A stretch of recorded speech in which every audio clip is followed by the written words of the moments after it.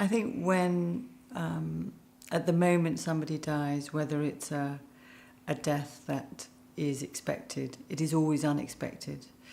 If it's a sudden, unexpected death, it's completely out of the blue, and so that's devastating. And I think in some ways there's nothing anybody can say because you can't make it better. But if I could whisper in their ear, I would let them know that it's normal, whatever they're feeling. Acknowledge their loss.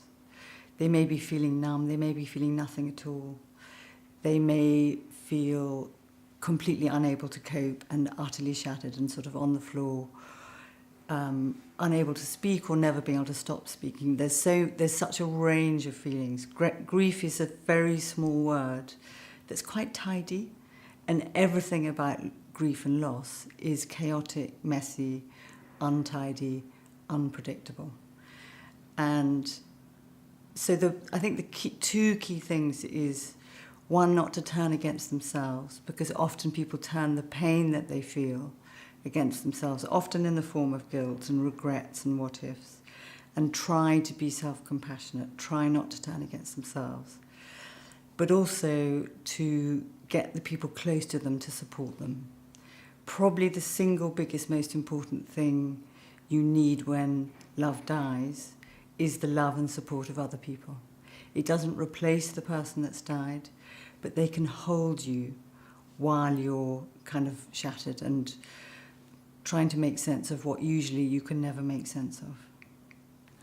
My underlying view is that grief is extremely personal. It is very unique. There isn't one way to grieve, and everybody has to find their own way.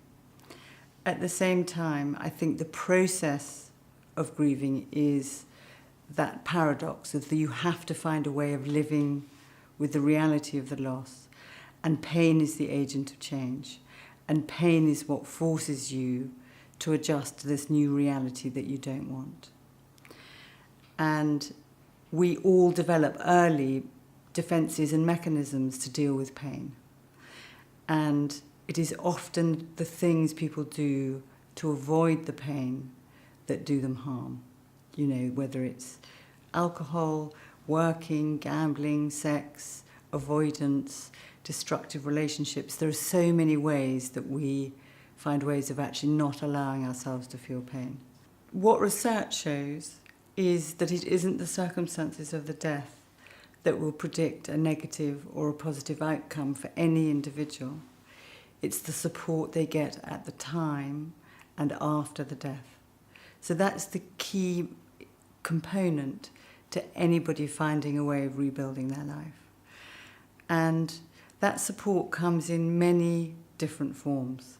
It can come from talking in a peer support group where people have a sense of that so much is understood without it having to be said, where people can tell their story and feel it sort of really acknowledged.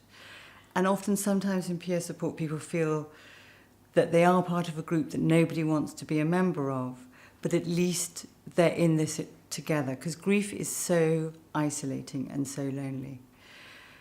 I think, talking to friends, talking to people that can listen, but not everybody can find words to express their grief. So some people write journals, some people paint, some people may do gardening. It's finding a way that connects you to the person that's died and helps you find a way of expressing it. So for the first weeks, months, maybe even the first year of loss, if it's a kind of devastating loss of a very significant person, it is all-consuming, and it certainly feels like it's never going to change.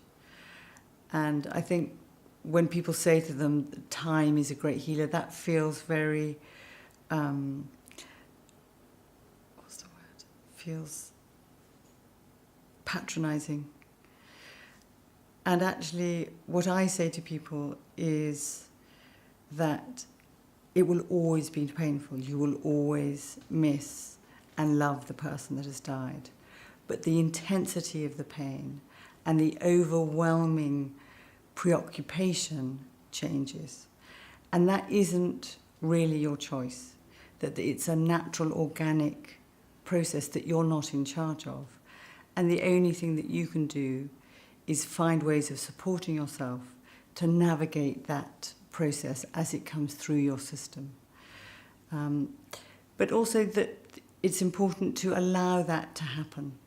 And I think one of the complexities of grieving is that pain connects you to the person that's died. And so it can be, you can feel like you're abandoning them if you stop feeling the pain. And people, when they find themselves laughing, feel guilty, or they find themselves having pleasure, they feel like they've left the person that's died. And, you know, I've seen so often that you can allow both.